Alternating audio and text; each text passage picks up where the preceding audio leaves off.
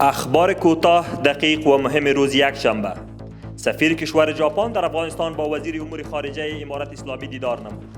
وزیر امور خارجه در کنار خوشامدگویی به ایشان از کمک 106 میلیون دلاری ژاپن و تعامل مثبت دیپلماتیک با افغانستان تشکر و قدردانی نمود. قاری زین العابدین عابد والی لغمان در دیدار با مولوی عبداللطیف منصور سرپرست وزارت انرژی و آب خواستار آغاز پروژه کانال شاهی شد. وزارت فواید عامه میگوید در خوست کار ساخت یک پایه پل در مسیر بندر غلام خان ادامه دارد.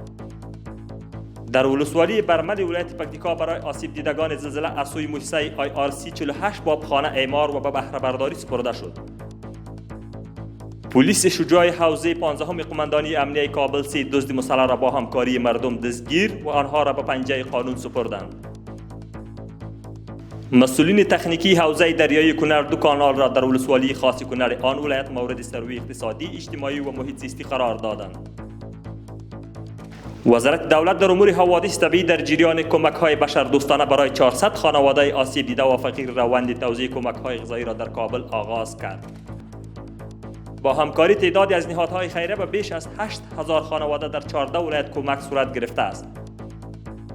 از سوی شاروالی کابل در احمدشاه بابا مین کار ساخت سرک ارتباطی بلاک 5 و 6 ادامه دارد.